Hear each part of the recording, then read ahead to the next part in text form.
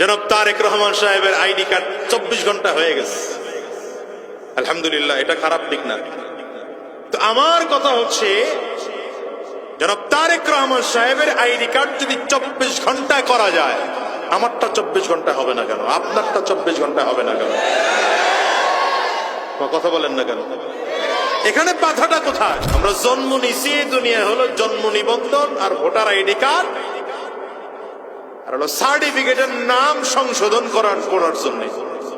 এটা করতে করতেই তো জীবন পার। ঠিক না বেঠিক বলেন?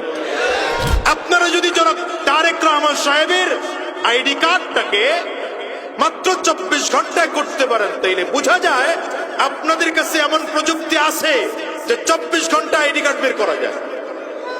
আপনি সাধারণ মানুষকে সার্ভিসটা দিচ্ছেন না কেন? সুদ খাওয়ার জন্য, ঘুষের ব্যবসা করার জন্য। এই কথা বলেন না কেন? এই জন্য আমি বলবো, আগামীতে কারা ক্ষমতায় যাবেন জানি না, যারাই যাবেন, আল্লাহ যাদেরকে ক্ষমতায় নিবে, সরকারি চাকরিজীবীগুলোর মধ্যে যেগুলো সুদখোর আছে, যেগুলো ঘুষখোর আছে, প্রত্যেকটাকে শাস্তির আওতায় নিয়ে আসেন। এই বাংলাদেশ অটোমেটিক সুন্দর হয়ে যাবে। আমার দেশের হাজারো মানুষকে আমি দেখেছি শুধুমাত্র আইডি কার্ড ঠিক করার জন্য 100 দিন দৌড়ায়, কাজ হয় না। জন্ম নিবন্ধন ঠিক করার জন্য দৌড়ায়। আমি এই জন্য এলাকায় যখন দায়িত্ব আমার আসলো, আমি প্রথম ঘোষণা দিয়েছি যে আমি জন্ম নিবন্ধন সংশোধন করে দেব তো দিবই, সরকারি ফি যতটুকু আছে সেটা পর্যন্ত কারো কাছ থেকে নেব না, আমি নিজের টাকায় সেটা করে দেব। আলহামদুলিল্লাহ, আমার এলাকা এখন ভেজাল মুক্ত, আল্লাহ শুকর। জনপ্রতিনিধি হইল যে আমার আয়সা আমার যেটা কাজ করতো এটা আমার প্রস্তাব দিছে, হুজুর 100 টাকা করে, স্বাক্ষর দিলে 100 করে। বুঝেন নাই কথা? আগের জনরা যেমনি দিছে, পরের জন্য এমনি প্রস্তাব দিব। বললাম কোনো 100 নাই, তুমিই টাকা নিবা কম।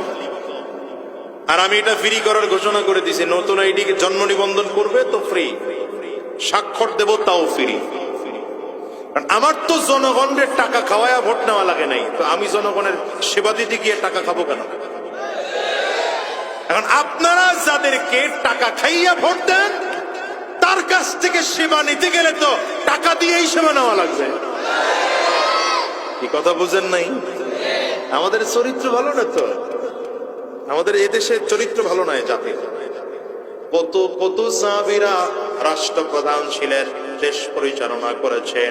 যদিও এখনকার ভাষা পরিবর্তন হয়েছে, আমরা এখন কেউ বলি মেম্বার, কেউ বলি চেয়ারম্যান, কেউ বলি এমপি, কেউ বলি মন্ত্রী, কেউ বলি প্রধানমন্ত্রী, কেউ বলি প্রেসিডেন্ট। সাহাবীদের যুগেও আমার নবীর সাহাবীরা আমিরুল মুমিনিন ছিলেন কি ছিলেন না? ওমর ফারুক ছিলেন, ওমর ফারুক, আবু বকর সিদ্দিক, হযরত উসমান, হযরত আলী, এরা আমিরুল মুমিনিন খলিফাতুল মুসলিমিন ছিলেন কি ছিলেন না? জান্নাতি না জাহান্নামী? তাইলে এখনকার রাষ্ট্রপ্রধানরা কেন জাহান্নামী হয়? তার কারণ হলো রাষ্ট্র চালাইলেও জান্নাতে যাওয়া যায়, কিন্তু দ্বীনের বিরোধিতা করার কারণে রাষ্ট্রপ্রধান হইলেও জাহান্নামে যেতে হয়। ঠিক কিনা জোরে বলো? এই জন্যই তো আমরা হুজুররা এত কেন চিল্লাই বলো, ওয়াজ মাহফিল কেন করি বলো, এই জুমার দিনের বয়ান কেন, হাক্কানি উলামায়ে কেরামদের, পীর মাশায়েখদের খানকার মেহনত গুলো কেন? একটাই মাত্র কারণ হলো মানুষদেরকে আমরা বুঝাইতে চাই, বাবা আল্লাহ দুনিয়া চাইলেও দেন, না চাইলেও দেন, তবে দুনিয়াটায় আল্লাহ তাআলা পাঠিয়েছেন দুনিয়াতে থাকা অবস্থায় জান্নাত কামাই করে জমিন থেকে বিদায় হওয়া লাগবে। আমরা বুঝাইতে চাই, এই দেশের মেম্বার থেকে আরম্ভ করে প্রেসিডেন্ট পর্যন্ত, চৌকিদার থেকে আরম্ভ করে মন্ত্রণালয়ের সচিব পর্যন্ত প্রত্যেকটা মানুষ যদি দিনদার হয়ে যায়, তাইলে রাষ্ট্রের দায়িত্ব পালন করার পরেও জান্নাতে যাওয়া যায়। ঠিক না বেঠিক জোরে বলেন? মুসলমান, এই জন্য বলি দিন শিখার কোনো বিকল্প নাই, দিন শিখার কোনো বিকল্প নাই। ওয়াকাযা বিমা ইউরিদু হিকমাতান ওয়া হুকমা,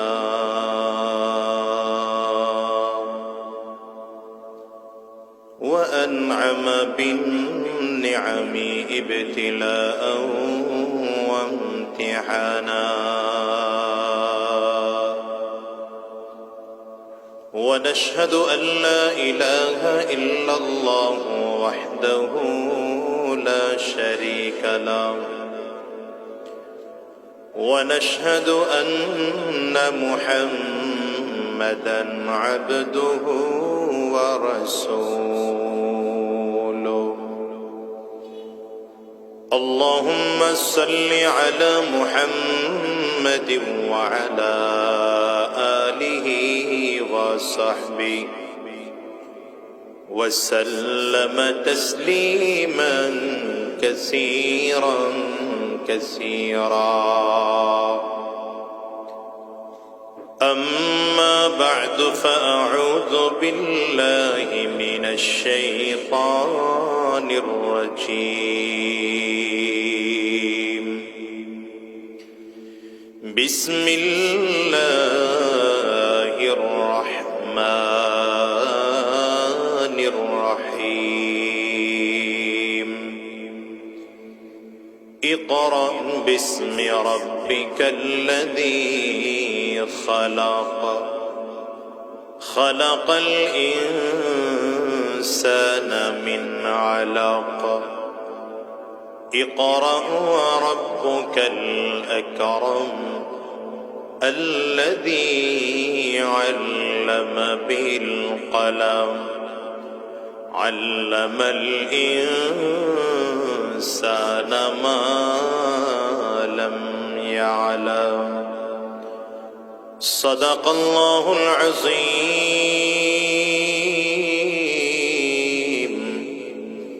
وصدق رسوله النبي الكريم ونحن على ذلك من الشاهدين والشاكرين والحمد لله رب العالمين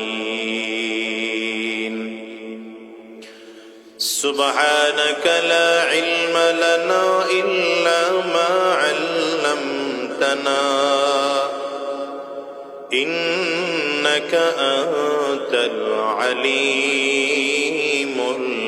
الحكيم رب اشرح لي صدري ويسر لي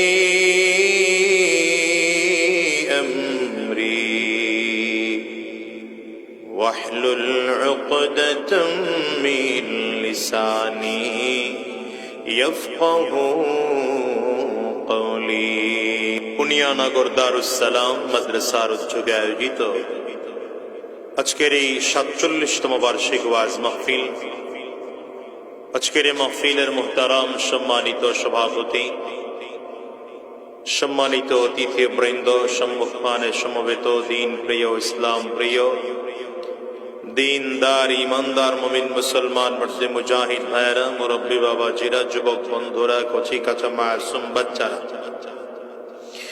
পর্দার অন্তরালে অবস্থানরত সম্মানিত শ্রদ্ধা মা ও বোনেরা আল্লাহ পাকের শুকর যে আল্লাহ তাআলা আপনাকে আমাকে অত্যন্ত দয়া করে মায়া করে মহব্বত করে ভালোবেসে আজকের এই কোরআনী মজলিসে জান্নাতি বাগানে ইমানদারদের মজলিসে আল্লাহ ওয়ালাদের মজলিসে বিশেষ করে আল্লাহ পাকের জাকিরিন ও শাকিরিন বান্দাদের মজলিসে যে রব্বি করিম মৌলাই করিম আপনাকে আমাকে আসার বসার তৌফিক দান করেছেন সে মহান রব্বুল ইজ্জত ওয়াল জালালের দরবারে শুকর আদায় করি আমরা সকলেই জবান খুলে আওয়াজ দিয়ে জোরে সোরে বলি আলহামদুলিল্লাহ। আপনাদের চেহারার দিকে তাকাইলে খুব বেশি মনোযোগী বলে মনে হচ্ছে না। দু চারজনের মনোযোগ আলহামদুলিল্লাহ খুব ভালো, কিন্তু অধিকাংশের চেহারার মধ্যে দিন গ্রহণ করার মতো চেহারা পাই না। কৃষক সব জমিনে ফসল ফেলে না, বীজ ফেলে না। ফেলে? কৃষক কোন জমিনে বীজ ফেলে? যেই জমিনে বীজ ফেললে ফসল উৎপাদন করার ক্ষমতা রাখে। আমি কোরআন ও সুন্নাহর বীজ আপনাদের দিলের মধ্যে সিনা নামক জমিনে রোপণ করার জন্য এসেছি। আপনাদের চেহারার ভাবটা যদি এমন হয় যে হুজুর আসছেন আর কি, আমরাও ঠেকা দেখা বসলাম, আপনিও দাওয়াত নিছেন দেখে ঠেকা আসলেন, আর আমরাও ঠেকা দেখে বসলাম, তাইলে আলোচনা হবে না, এই আলোচনায় ফায়দা হবে না। আর যদি মনে করেন না এই সময়টুকুর মূল্য আছে, আপনারা বলেন এই সময়টুকুর মূল্য আছে না নাই? এগুলো ধমক দিলে দুষ্টামি বন্ধ হবে না, এগুলো কৌশল দিয়া বুঝাই দিতে হবে। শোনেন, বাচ্চাদের একটা অভ্যাস আছে, বাচ্চাদেরকে কখনো ধমক দিবেন না। আজকে এখানে বলে রাখি, যতজন গার্জিয়ান আছে, এই যে বাচ্চা দুষ্টামি করে না, কি বলে না একদম, এটা করবেন না, এতে ওদের ব্রেনে চাপ পড়ে। প্রথম নম্বর হলো বাচ্চাকে খুব সহজে শান্ত ভাষায় বোঝানোর চেষ্টা করবেন যে এটা ভালো, এটা খারাপ, এটা মন্দ, এটা ভালো, এটা করা যাবে, এটা করা যাবে না, এগুলো ক্লিয়ার বাচ্চাকে বোঝানো। কথা বোঝাতে বললাম। এরপরই যদি দেখেন দুষ্টুমি করেই, তাহলে আগে আপনি নিজে অভ্যস্ত হন তার থেকে কিভাবে দুষ্টুমি ফিরেইতে হয়। আমাদের দেশের অধিকাংশ বাচ্চারা মোবাইলে আসক্ত, এর কারণ হলো বাপ আর মা নিজে মোবাইলে আসক্ত।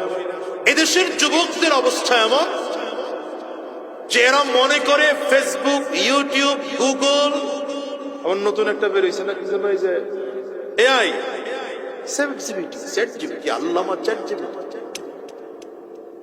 এটা না হলে মোবাইলে হয় না। আরে ভাই, এগুলো বাদ দেন, বাচ্চাকে এটা বুঝাতে শেখান যে আমি মোবাইল শখে ব্যবহার করি না, আমার প্রয়োজনে মোবাইল ব্যবহার করি। দেখবেন বাচ্চা অটোমেটিক মোবাইল ধরা বন্ধ করে দিবে। যদি বাচ্চা দেখে যে মাশাআল্লাহ আব্বু তো কত সুন্দর নাচ দেখতেছে, আম্মু তো কি গান দেখে মাশাআল্লাহ, তো আমি দেখবো না কেন? এখন ঠিক কও না কেন, কথা কও না কেন, আসল জায়গায় হাত পেরে গেছে কেন?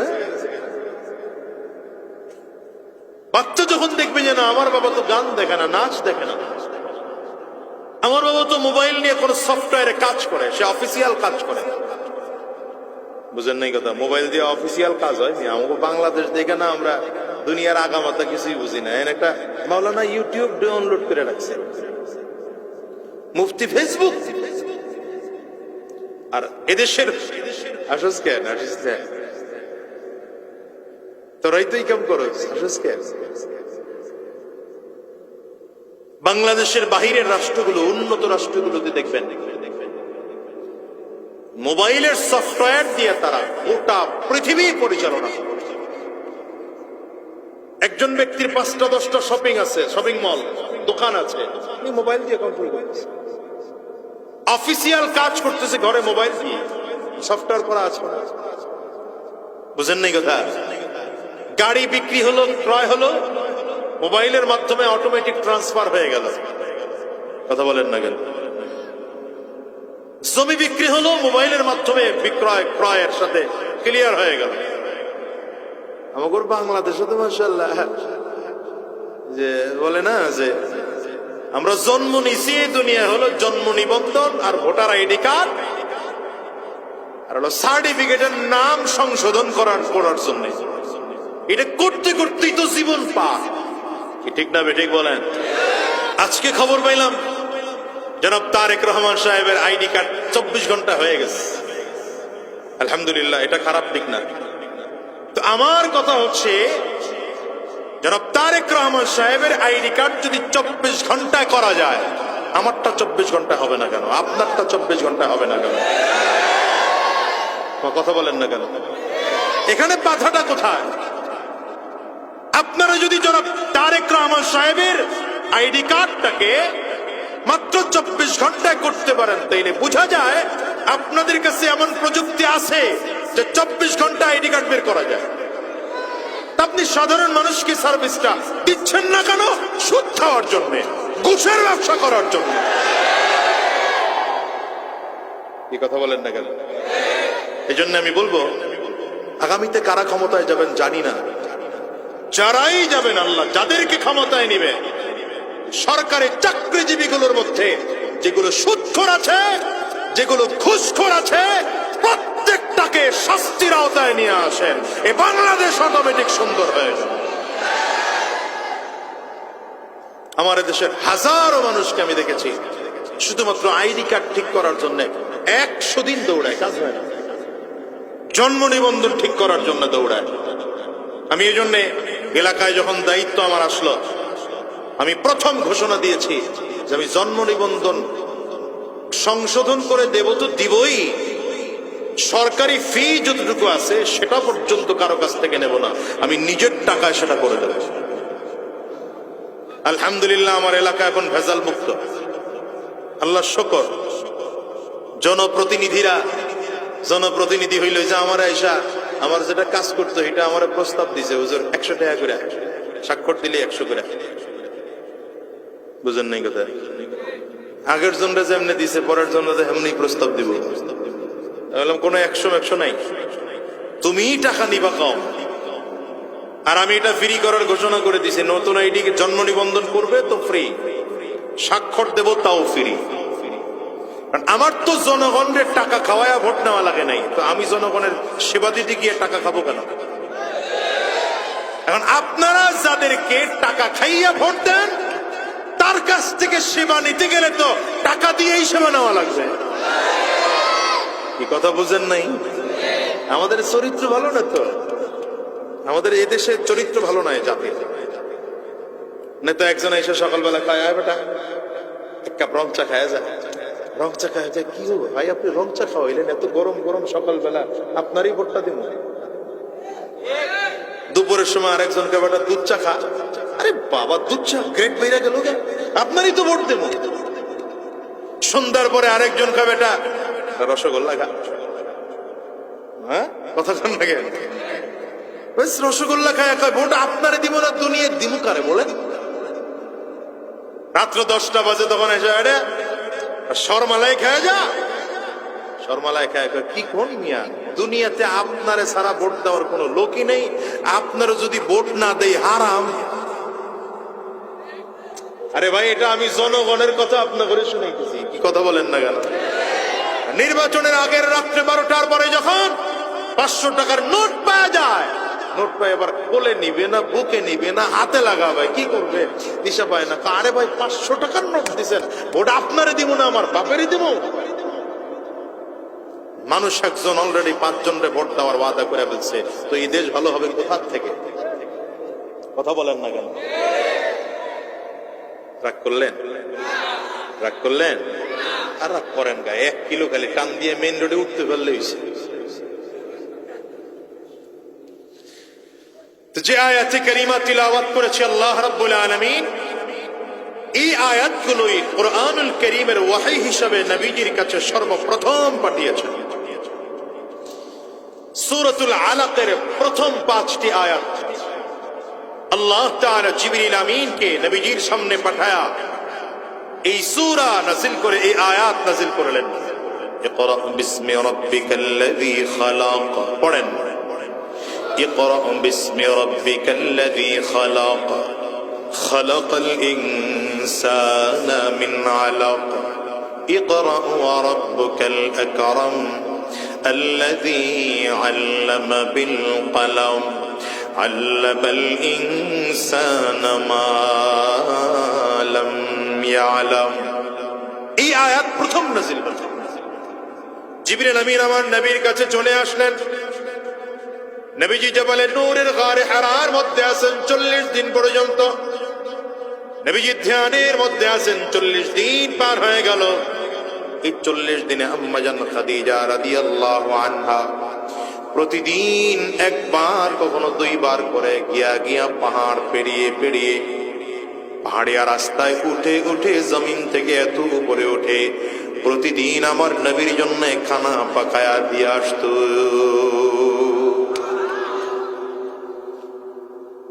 রাসূলুল্লাহ সাল্লাল্লাহু আলাইহি ওয়াসাল্লামের 40 দিন যখন হয়ে গেল, সেই বুখারীর বর্ণনা জিবরিল আমিনকে আমার নবী জীবনের এই প্রথম নিজস্ব আকৃতিতে দেখেছেন।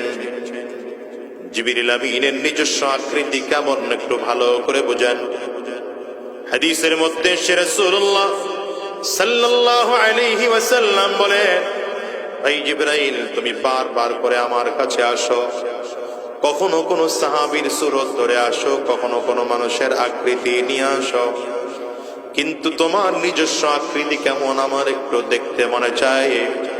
জিবরিল আমিন বলেন, পয়গম্বর যদি দেখতে মনে চায় তো দেখাবো কোথায়, দেখানোর মতো জায়গাই তো নাই। বুঝেন নাই কথা, দেখানোর মতো জায়গায় নেই। তার মানে হলো আপনার একজন মানুষের হাইট হলো ধরেন 5 ফিট 6 ইঞ্চি বা 7 ইঞ্চি, তার জন্য যদি একটা ঘরই হয় মাত্র 3 ফিট, দাঁড়াবে কোথায়? বুঝেন নাই, দাঁড়াবে কোথায়? পয়গম্বর আমি যে আপনাকে দেখাবো আমার নিজস্ব আকৃতি দেখানোর মতো জায়গায় তো আমার কাছে নেই। পয়গম্বর বলেন, তবুও দেখতে চাই, দেখানোর ব্যবস্থা করো।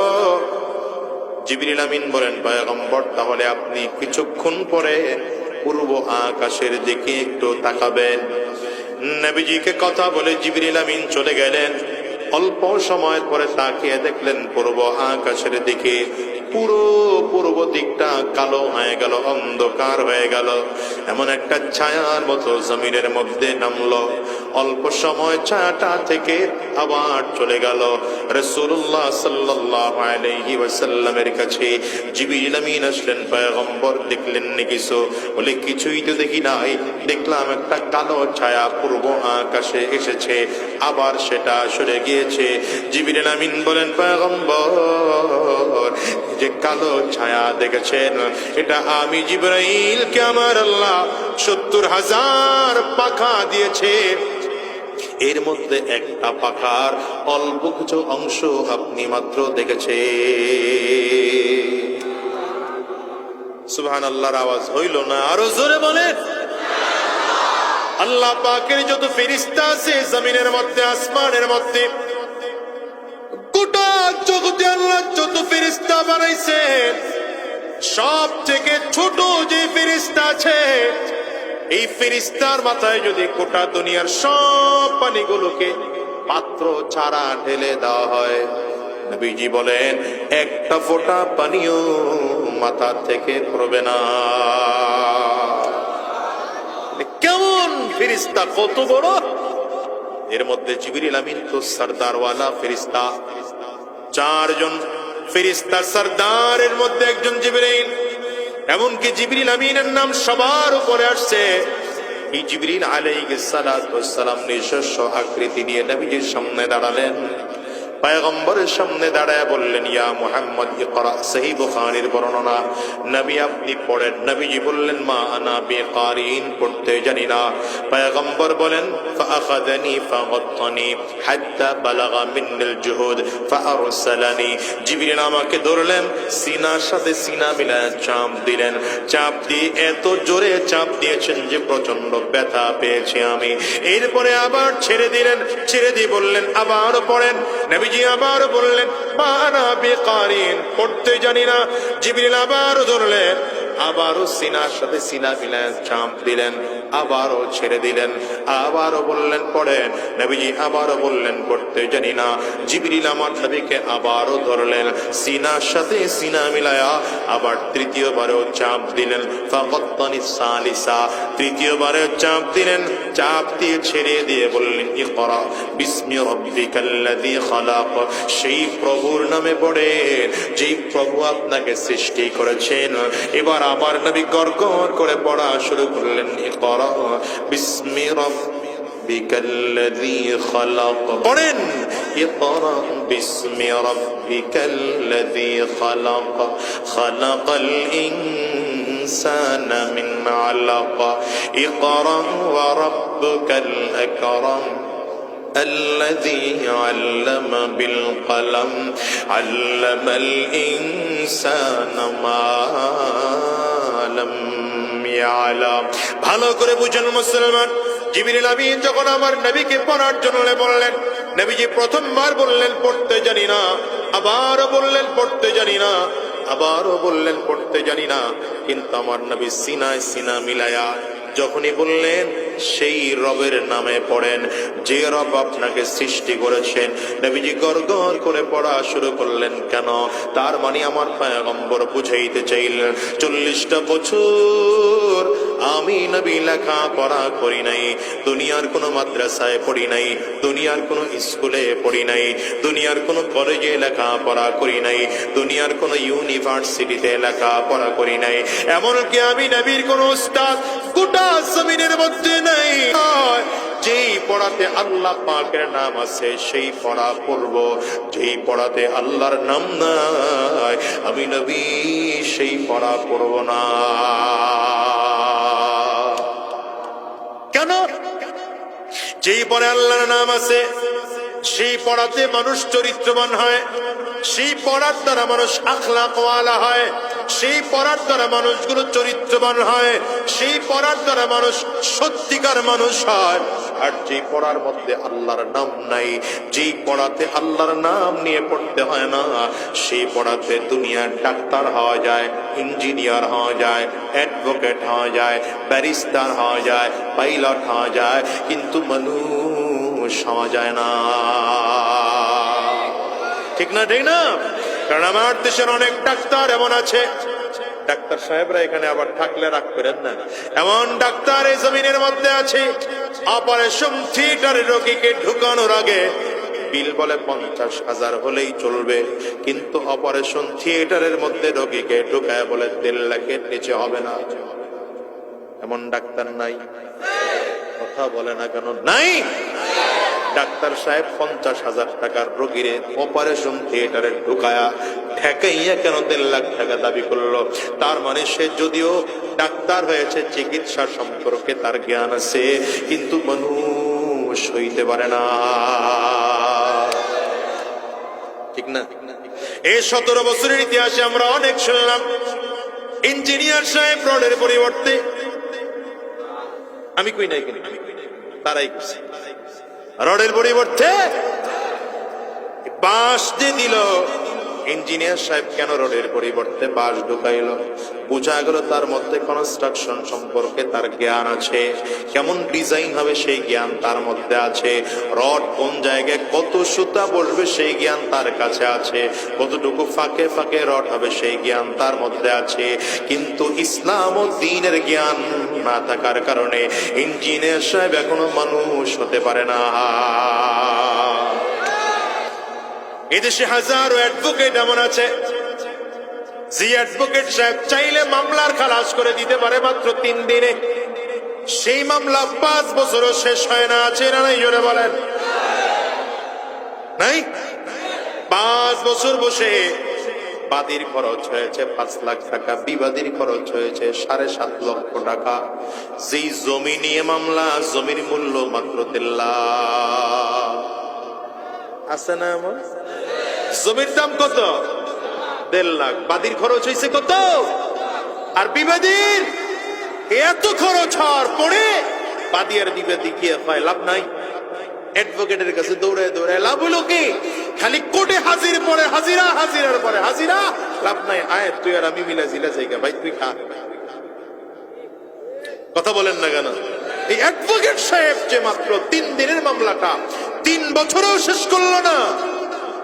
এই যে হাদির মামলা, আগরে তাকায় রয়েছেন কেন? হাদির মামলা, ওসমান হাদির মামলা। আরে মিয়া, প্রশাসন চাইলে আমি তো মনে করি দিনে দুপুরে জুমার নামাজের পরে প্রখর দিনের বেলা ঢাকা রাজধানীর মতো ভাইটাল এলাকার মধ্যে হাজার হাজার সিসি ক্যামেরা ফাঁকি দিয়া মাথার উপরে করে চলে গেল। সেখান থেকে তার বাসা মিরপুরে গেল, মিরপুর থেকে আবার পোশাক পরিধান করে নতুন পোশাক পরে মোটরসাইকেলের নেম প্লেট পাল্টায়া এরপরে আবার কি বলে, তারা বলছে আমরা ওইটা বলতেছি, এরপরে তার বাবা আবার আলাদা করে নিয়ে সেটা সেখান থেকে সে চলে গেল গাবতলী, সেখান থেকে হালুয়া ঘাট গিয়া ওপার পার হয়ে গেল। এতদিন এই প্রশাসন ওসমান হাদির টিকে ধরে নাই, তো এগরে আমরা বেতন দিয়া রাখছি বসে বসে আঙ্গুল চুষতে। কথা বলেন না কেন? এরা আমাদের ভ্যাট আর ট্যাক্স দিয়ে বেতন পায় না, তো ধরে নাই কেন? মানে এগুলো হিসাব করেছে, ধরলে তা আসল অপরাধী বের হয়ে যাবে। ওইটা ধরতে পারে নাই, কিন্তু প্রথম আলো আর ডেইলি স্টার কে করেছে, ফেসবুক কে দিয়েছে, এগুলোও ধরে ধরে নিয়ে জেলের মধ্যে ঢুকানো লাগছে। আমি সরকারকে বলবো, নোবেল পুরস্কার পেয়েছেন, এই গর্বের কারণে আমরা জীবন আর রক্ত দিয়ে আপনাকে এনে ক্ষমতায় বসিয়েছি, আপনি আমাদের ভোটে হন নাই। কিন্তু 1-1.5 বছর পরে যদি আপনার আচরণ ওই 17 বছরের মতো হয়, মনে রাখবেন এই জাতি মানুষকে যেমন মাথায় তুলতে জানে, এই জাতি পায়ের নিচে ফিসে জমিন থেকে বিদায় করতে জানে। সুতরাং দেশ চালাতে গিয়ে এতটুকু সতর্কতা, এতটুকু সাবধান আপনার হওয়া দরকার। আমি বলবো না যে আপনি বহুত কিছু করে ফেলেন, আপনার থেকে অনেক বড় আশা আমরা করতেও পারি না, কারণ আমরা হুজুররা তো যার কাছ থেকে যেটা আশা না সেটা আশা করি। এদেশে ইসলাম কায়েম হওয়ার আগে হুজুরদের আশা পূরণ হবে না, জাতির আশাও পূরণ হবে না, টুপিওয়ালা জুব্বাওয়ালা মজলুম জনগোষ্ঠীর আশা কোনোদিন পূরণ হবে না। এই ঠিকটা আসতে কইলেন কেন? আপনাদের মতের বাহিরে বলছি, জোরে বলেন। আমি মাঝে মাঝে বলি, এটা রাজনৈতিক আলোচনা মনে করেন না, এটা রাজনৈতিক কথা না, এটা ইমানি কথা, নীতি আর নৈতিকতার কথা। এটার ধাক্কায় আবার কেউ বলেন না যে হুজুর রাজনীতি করতে আইছেন। আমি রাজনীতি করতে আইনি, আমি বলি নাই অমুক দলে ভোট দিয়ে, আমি এটা বলি নাই, কিন্তু এতটুকু বলেছি আপনি যেই দলের হন, মার্কা যেটাই থাকুক, ইসলাম আপনার লাগবে না লাগবে না? লাগবে না। কার কার দেখে আর তুলেন তো দেখি। মাশাআল্লাহ, সচেতন লাগবে তো ইসলাম। হ্যাঁ, এই সিস্টেমে আপনি নোবেল পুরস্কার প্রাপ্ত ডক্টর ইউনূস সাহেবকে নয়, আপনি এখানে যদি কাবার ইমামকে বসান, আল্লাহর ফেরেশতাকেও যদি আসমান থেকে এনে বসান, হবে না ভালো? এদের যদি ভালো করতে হয় ইসলামী আইন লাগবে, কোরআনের শাসন লাগবে। দুই হাত ধরে চিল্লায় বলো ঠিক কিনা? এজন্য এবারের লড়াইটা হবে ইসলাম রক্ষার লড়াই। কথা বলেন না কেন? এবারের লড়াইটা হবে ইসলাম প্রতিষ্ঠার লড়াই, ঠিক কিনা বলো? এবারের লড়াই হবে কোরআন সুন্নাহ প্রতিষ্ঠার লড়াই। এবারের লড়াই হবে মুসলিম জনগোষ্ঠীর বিজয়ের লড়াই, ঠিক কিনা বলো? এবারের লড়াই হবে ইনসাফ প্রতিষ্ঠার লড়াই, জোরে বলো ঠিক কিনা? যদি রক্ত দেওয়া লাগে তৈয়ার আছো? এই মুসলমান, যদি রক্ত দেওয়া লাগে তৈয়ার আছো? যদি 24-এর মতো, 47-এর মতো, 71-এর মতো আবার জীবন দিতে হয়, কারা কারা তৈয়ার আছো? হাত তুলে উঁচা করে দেখা।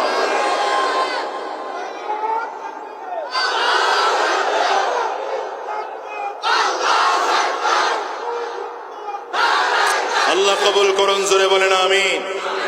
রাগ করলেন? আমার দেশে হাজারো ডাক্তার আছে, হাজারো ইঞ্জিনিয়ার আছে, হাজারো অ্যাডভোকেট আছে, এদের মধ্যে শিক্ষার অভাব নাই, কিন্তু মানুষ হয় নাই।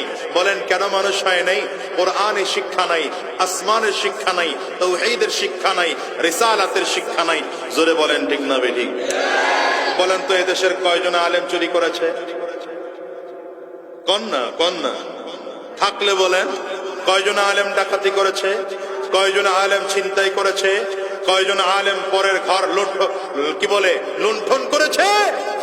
করে নাই। কেন? আলেম ডাক্তার না, ইঞ্জিনিয়ার না, অ্যাডভোকেট না, পাইলট না, ব্যারিস্টার না, কিন্তু কোরআন ও সুন্নাহর জ্ঞান থাকার কারণে তাদের মধ্যে নীতি আর নৈতিকতা আছে। ঠিক না বেঠিক? এটা হচ্ছে এই আয়াতের প্রথম শিক্ষা। দ্বিতীয় নম্বর শিক্ষা, তাহলে প্রথম শিক্ষা কি শিখলাম? যেই শিক্ষায় আল্লাহর নাম আছে সেটা মানুষকে মানুষ বানায়, সেটা মানুষকে নীতি আর নৈতিকতা শিখায়।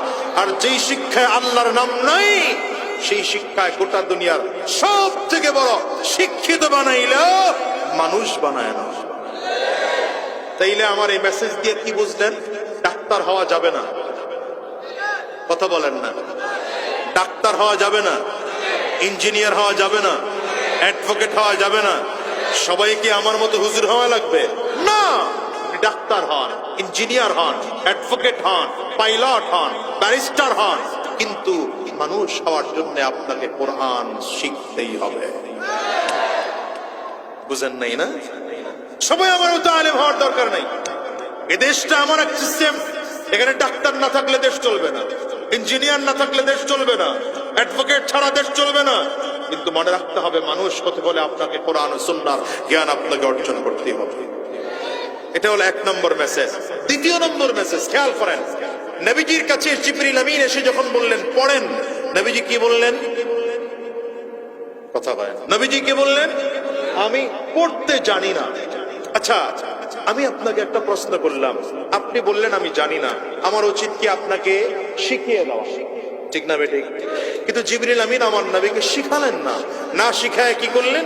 সিনার সাথে সিনা মিলাইয়া চাপ দিলেন। কথা বলে না? একবার না, 2 বার না, 3 বার নবী বলেছেন পড়তে জানি না। 3 বারই জিবরিল আমিন আমার নবীকে সিনায় সিনা মিলায় চাপ দিচ্ছেন। কারণটা কি? গোটা দুনিয়ার মানুষকে বুঝাইতে চায়, দুনিয়ার যত শিক্ষা আছে এই শিক্ষা চাইলে ফেসবুক টিপি টিপি শিখা যায়, ইন্টারনেট ঘেটে ঘেটে শিখা যায়, এই গুগল থেকে সার্চ দিয়ে দিয়ে শিখা যায়। কিন্তু ইসলামের জ্ঞান, দ্বীনের জ্ঞান, কোরআন সুন্নাহর জ্ঞান যদি অর্জন করতে হয়, তাহলে উস্তাদের সামনে বসে দিলটাকে আল্লাহ মুখী করে এরপরে দ্বীন শিখতে হয়। এজন্য সাহাবায়ে কেরাম নবীজির সুহবতে গিয়ে দ্বীন শিখেছেন। দ্বীন শিখতে হলে উস্তাদের সুহবতে গিয়ে দ্বীন শিখতে হয়। বলেন, উস্তাদের সুহবত ছাড়া দ্বীন শেখা যায় না। এই জন্যই সাহাবায়ে কেরাম নবীজির সুহবতে গিয়ে দ্বীন শিখেছেন। কার সুহবতে গিয়া? যেই সাহাবীরা ছিলেন জাহান্নামের আসামি। আবু বকর সিদ্দিক জন্মসূত্রে, বলে না, কথা না বললে কথা বের হয় না, আবু বকর সিদ্দিকের জন্মসূত্র জাহান্নামী না জান্নাতি? ঈমান আনার আগের মুহূর্ত। কারণ আবু বকর সিদ্দিক রাদিয়াল্লাহু আনহু, আমার ফারুক রাদিয়াল্লাহু আনহু, এই সাহাবায়ে কেরাম, ওনাদের মা তো আপনার আমার মতো মুমিনা মা ছিল না, তাদের বাবা আপনার আমার মতো মুমিন বাবা ছিল না। মুশরিকা মায়ের ঘরে জন্মগ্রহণ করেছেন, মুশরিক বাবার ঘরে জন্মগ্রহণ করেছেন, কাফিরা মায়ের ঘরে জন্মগ্রহণ করেছেন, কাফির বাবার ঘরে জন্মগ্রহণ করেছেন। কিন্তু এই মানুষগুলো আমার নবীর সুহবতে এসে যখন দ্বীন শিক্ষা আরম্ভ করেছেন, গোটা দুনিয়ার সব থেকে শ্রেষ্ঠ আখলাক ওয়ালা মানুষ হয়েছে। কেমন আখলাক ওয়ালা হয়েছেন? যে আমার আল্লাহ তাআলা আসমান থেকে জিবরিলকে আবু বকরের জন্য সালাম দিয়া পাঠান। হইল না? সুবহানাল্লাহ হইল না? তো জোরে বলেন, কি দিয়ে পাঠা? বুঝেন নাকি? বুঝেন কেমন সম্মান আবু বকর সিদ্দিকের? শুধু তাই নয়, নবীদের জান্নাতে যাওয়ার সিরিয়াল যখন শেষ হয়ে যাবে, উম্মতের জান্নাতে যাওয়ার সিরিয়াল যখন আসবে, সর্বপ্রথম আবু বকর সিদ্দিকের জন্য 8টা দরজা জান্নাতের একসাথে খুলে দেওয়া হবে। আর ফেরেশতারা বলতে থাকবে, আসো আমার দরজা দিয়া, যেখান দিয়ে ঢুকতে মনে চায় সেই দরজা দিয়ে ঢুকে যাও। আরো জোরে বলেন, আরো জোরে আওয়াজ দিয়া বলেন। আরো একটা চমৎকার কথা আছে। এ তো শুনলাম যে নবীজির পরে অন্যান্য নবীরা, এরপরে আমার নবীর উম্মত। কিন্তু আরেকটা চমৎকার কথা হলো, আমার নবীর ছাত্র হওয়ার কারণে নবীর একজন সাহাবী আমার নবীর আগে জান্নাতে যাবে। হ্যাঁ, কে সেই মানুষটা? ও মাশাআল্লাহ, চিনা ফেলছেন। দেখা যায়। বলেন নাম কি? কালো মানুষ, কালো মানুষ, হাবশা দেশের মানুষ, টাকাওয়ালা না, টাকা পয়সার দিক থেকে নিঃস্ব, ক্ষমতার দিক থেকে নিঃস্ব, নিজে গোলাম, বাবা গোলাম, দাদা গোলাম। পয়গম্বর মেসেজ দেন ভিন্ন। নবী আমার ডেকে বলেন, বিলাল, আমি নবীকে ডাকা হবে কিয়ামতের ময়দানে জান্নাতের গেট খুলে দেওয়ার জন্য। নবীজি বলেন, কারণ আমার হাতে জান্নাতের গেটের চাবি কাঠি থাকবে।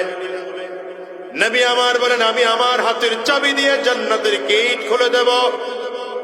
আমার হাতের চাবি দিয়ে জান্নাতের গেট খুলে দেওয়ার পরে কোন নবীরা আমার আগে জান্নাতে ঢোকার পারমিশন পাবে না। সবার আগে আমি নবী মুহাম্মদুর রাসূলুল্লাহ সাল্লাল্লাহু আলাইহি ওয়াসাল্লাম জান্নাতের মধ্যে ঢুকবো, আমার পরে অন্যান্য নবীরা জান্নাতের মধ্যে ঢুকবে। নবীদের জান্নাতে যাওয়ার সিরিয়াল যখন শেষ হয়ে যাবে, এরপরে আমার উম্মত জান্নাতে ঢুকবে। কিন্তু নবী আমার ডেকে বলেন, বিলাল, আমি নবী যে সওয়ারিতে আরোহণ করে জান্নাতে ঢুকবো, সেই সওয়ারির লাগাম ধরে ধরে তুমি বিলাল আমার আগে জান্নাতে যাইবা। আর এটা দেখানোর জন্য আল্লাহ তাআলা মেরাজ নবীজিকে যখন নিয়েছেন, মেরাজ থেকে ফিরে এসে হযরত বিলালকে ডাক দিলেন, বিলাল, এমন কি আমল তুমি করো যে আমলের কারণে দেখলাম জান্নাতের মধ্যে আমার আগে তুমি হাঁটতেছো? কি আমল তুমি করো বলো? জিবরিল আমিন বলেন, পয়গম্বর, এমন নতুন কোনো ভালো আমল করতে পারি না, আপনার শেখানো একটা চমৎকার আমল আমি করি। কি আমল পয়গম্বর? আপনি তো বলেছেন যখনই ওযু করবা 2 রাকাত নামাজ আদায় করবা। পয়গম্বর, আমি যখনই ওযু করি 2 রাকাত নামাজ আদায় করি, যেটাকে তাহিয়াতুল ওযু বলা হয়। পয়গম্বর, আমি নামাজটুকু পড়ি। নবী আমার ডেকে বলেন, বিলাল রে, এই জন্যই তো আমি জান্নাতের মধ্যে জিবরিল আমিন যখন আমাকে ঘোরায়া ঘোরায়া জান্নাত দেখাইতেছিলেন, তখন আমি দেখলাম আমার আগে কে যেন হাঁটতেছে, খনমের আওয়াজ পাওয়া যায়। আমি জিবরিলকে জিজ্ঞাসা করলাম, কে হাঁটে আমার আগে? জিবরিল বলেন, পয়গম্বর, এটা আর কেউ নয়, আপনার সাহাবী বিলাল। দুনিয়ার মুসলমান নবীদের জান্নাতে যাওয়ার সিরিয়াল সবার আগে, কিন্তু আমার নবী ডেকে বলেন, এই বিলাল, আমি নবী যে সওয়ারিতে আরোহণ করে জান্নাতে ঢুকবো, আমার সওয়ারির লাগাম ধরে ধরে তুমি বিলাল আমার আগে জান্নাতে যাইবা। নবীদেরও আগে হযরত বিলাল জান্নাতে চলে গেলেন। নবীজির পরে অন্যান্য নবীরা জান্নাতে যাবেন। পয়গম্বর বলেন, নবীদের জান্নাতে যাওয়ার সিরিয়াল যখন শেষ হয়ে যাবে, এবার জান্নাতের 8টা দরজা একসাথে খোলা রাখা হবে। আমার একজন সাহাবী আল্লাহর পয়গম্বর ডেকে বলেন, ইন্নী লা আরাফু রাজুলাম বিইসমিহি ওয়া বিইসমি আবিহি ওয়া উম্মি লা ইয়াতি বাবাম মিন আবওয়াবিল জান্নাহ ওয়া ইউকালু লাহু মারহাবান মারহাবা। পয়গম্বর ডেকে বলেন, আমি এমন একজন সাহাবীর নাম জানি, তার বাবার নামটাও জানি, তার মায়ের নামটাও জানি, বংশ পরিচয় আমি নবী ভালো করে জানি। এই লোকটা যখন কিয়ামতের ময়দানে জান্নাতের গেট দিয়ে ঢুকতে থাকবে, জান্নাতি ফেরেশতারা আমন্ত্রণ নিমন্ত্রণ জানানোর জন্য লাল গালিচা বিছায়া বিছায়া কাতার করে গেটের মধ্যে দাঁড়ায় যাবে। আল্লাহর বান্দা যখন জান্নাতের গেট দিয়ে ঢুকতে থাকবে, ফেরেশতারা মারহাবা মারহাবা বলে নিমন্ত্রণ জানাবে। সাহাবায়ে কেরাম ডেকে বললেন, পয়গম্বর, কেমন দামি মানুষ, আমরা একটু তার নাম জানতে চাই। নবী আমার নাম ডেকে বললেন, এই সাহাবীরা, নামটা জানতে চাও? তাইলে জেনে নাও, লোকটা আর কেউ নয়, লোকটা আর কেউ নয়, লোকটা আমার সাহাবী আবু বকর। আল্লাহু আকবার, চিল্লা বলো। পয়গম্বর আরবি ডেকে বলেন, দুনিয়ার সাহাবীরা শোনো, ফজরের নামাজের পরে একদিন আমার নবী মসজিদে নববীর মধ্যে সাহাবায়ে কেরামদের সামনে বসা। নবীজি সাহাবায়ে কেরামদের সামনে বসে বসে বলছেন, সাহাবীরা, ইন্নী রাআইতু কসরান ফি নাওমি, আজকে রাতের বেলায় আমি স্বপ্নের মধ্যে একটা দামি বিল্ডিং দেখলাম। দামি বিল্ডিংটা 4টা দেওয়াল দিয়ে তৈরি করা হয়েছে। এর মধ্যে একটা দেওয়াল মুনি মুক্তা দিয়ে তৈরি করা হয়েছে, একটা দেওয়াল জবরদস্ত পাথর দিয়ে তৈরি করা হয়েছে, একটা দেওয়াল ইয়াকুত পাথর দিয়ে তৈরি করা হয়েছে, জান্নাতের আরেকটা দেওয়াল স্বর্ণ দিয়ে তৈরি করা হয়েছে। নবী আমার ডেকে বলেন, দেওয়ালগুলো গাঁথনি করতে গিয়া মাঝখানে কোনো বালু আর সিমেন্ট ব্যবহার করা হয় নাই, মাঝখানে ব্যবহার করা হয়েছে মিশকু আর আম্বর। নবী আমার ডেকে বলেন জান্নাতের ফ্লোরটা বানানো হয়েছে জাফরান দিয়া। এত দামি বিল্ডিং দেখে জিজ্ঞাসা করলাম লিমান হাদা, এত সুন্দর দামি বিল্ডিংটা কার? একজন এসে বললেন ফাতাম মিন কুরাইশ, এটা কুরাইশ বংশের একজন যুবকের। নবী আমার ডেকে বলেন জানান্তু ইন্নী মিন কুরাইশ ওয়া ইন্নাহু লি। পয়গম্বর বলেন মনে মনে চিন্তা করলাম আমিও তো কুরাইশ বংশের একজন যুবক, তাইলে মনে হয় জান্নাতের বাড়িটা আমার জন্যই বরাদ্দ করা। নবী বলেন চিন্তা করে এক কদম দুই কদম সামনের দিকে আগাইলাম, হঠাৎ করে আল্লাহর ফেরেশতা এসে সামনে দাঁড়িয়ে বললেন পয়গম্বর এই বাড়িটা আপনার নয়, এই বাড়ি আপনার সাহাবী ওমরের। এমন করে করে আমার নবী 10 জন সাহাবীকে জীবদ্দশায় জান্নাতের সার্টিফিকেট দিয়েছেন। শুধু তাই নয়, সব সাহাবীদের ব্যাপারে আমার আল্লাহ পাকের ঘোষণা রাদিয়াল্লাহু আনহুম ওয়া রাদু আন। আল্লাহ বলেন আমিও তোমার সাহাবীদের প্রতি খুশি, সাহাবীরাও আমার প্রতি খুশি। বলেন তো দুনিয়ার মুসলমান, ছাত্র কত দামি, উস্তাদ কত দামি, যে উস্তাদের কাছে লেখাপড়া করলে দুনিয়াতে থাকা অবস্থায় জান্নাতের সার্টিফিকেট পাওয়া যায়। আমাকে আপনি বলেন তো দুনিয়ার ডাক্তারি লেখাপড়া করলে জান্নাত পাওয়া যাবে গ্যারান্টি আছে? বলেন না আছে?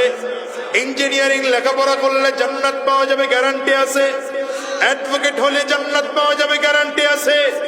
আপনারা যদিও বলেন নাই, কিন্তু আমি বলি না না, ডাক্তার হলেও জান্নাতে যাওয়া যায় এই গ্যারান্টি আছে, ইঞ্জিনিয়ার হলেও জান্নাতে যাওয়া যাবে গ্যারান্টি আছে, অ্যাডভোকেট হলেও জান্নাতে যাওয়া যাবে গ্যারান্টি আছে। বলে কেন? এর কারণ হলো এই ডাক্তার সাহেবরা যদি সৎ যোগ্য হইয়া আদর্শবান হইয়া দিনদার হইয়া যদি চিকিৎসা দেয়, আর চিকিৎসা দিতে গিয়ে যদি ধোঁকাবাজি না করে, ইঞ্জিনিয়ার সাহেব যদি ধোঁকাবাজি না করে, নিজের জীবনটাকে যদি কোরআন ও সুন্নাহ অনুযায়ী গঠন করে, ওই অ্যাডভোকেট সাহেব যদি মানুষের আইনের সেবা দিতে গিয়ে ইসলাম বহির্ভূত কোনো পরামর্শ না দেয়, আর কোনো ধোঁকাবাজি না করে, তাইলে ওই অ্যাডভোকেট সাহেব, ডাক্তার সাহেব, ইঞ্জিনিয়ার সাহেব ও জান্নাতে যাবে, কোনো সন্দেহ না। কিন্তু আমার দেশের অ্যাডভোকেট সাহেব জান্নাতে যায় না কেন? কারণটা কি? কারণ হলো এদের মধ্যে দিন নাই। হা করে তাকায় আছেন, বলেন এদের মধ্যে কি নাই? ডাক্তার সাহেব জান্নাতে কেন যায় না? বলে এদের মধ্যে দিন নাই, এই জন্য জান্নাতে যেতে পারে না। ঠিক না বেঠিক জোরে বলেন? নয়তো কত কত সাহাবীরা রাষ্ট্রপ্রধান ছিলেন, দেশ পরিচালনা করেছেন। যদিও এখনকার ভাষা পরিবর্তন হয়েছে, আমরা এখন কেউ বলি মেম্বার, কেউ বলি চেয়ারম্যান, কেউ বলি এমপি, কেউ বলি মন্ত্রী, কেউ বলি প্রধানমন্ত্রী, কেউ বলি প্রেসিডেন্ট। সাহাবীদের যুগেও আমার নবীর সাহাবীরা আমিরুল মুমিনিন ছিলেন কি ছিলেন না? ওমর ফারুক ছিলেন, ওমর ফারুক, আবু বকর সিদ্দিক, হযরত উসমান, হযরত আলী, এরা আমিরুল মুমিনিন খলিফাতুল মুসলিমিন ছিলেন কি ছিলেন না? জান্নাতি না জাহান্নামী? তাইলে এখনকার রাষ্ট্রপ্রধানরা কেন জাহান্নামী হয়? তার কারণ হলো রাষ্ট্র চালাইলেও জান্নাতে যাওয়া যায়, কিন্তু দ্বীনের বিরোধিতা করার কারণে রাষ্ট্রপ্রধান হইলেও জাহান্নামে যেতে হয়। ঠিক কিনা জোরে বলো? এই জন্যই তো আমরা হুজুররা এত কেন চিল্লাই বলো, ওয়াজ মাহফিল কেন করি বলো, এই জুমার দিনের বয়ান কেন, হাক্কানি উলামায়ে কেরামদের, পীর মাশায়েখদের খানকার মেহনত গুলো কেন? একটাই মাত্র কারণ হলো মানুষদেরকে আমরা বুঝাইতে চাই বাবা, আল্লাহ দুনিয়া চাইলেও দেন, না চাইলেও দেন, তবে দুনিয়াটায় আল্লাহ তাআলা পাঠিয়েছেন দুনিয়াতে থাকা অবস্থায় জান্নাত কামাই করে জমিন থেকে বিদায় হওয়া লাগবে।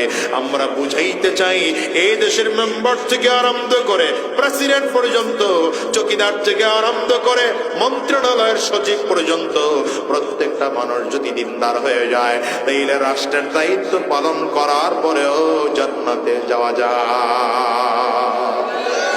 ঠিক না বেঠিক জোরে বলেন?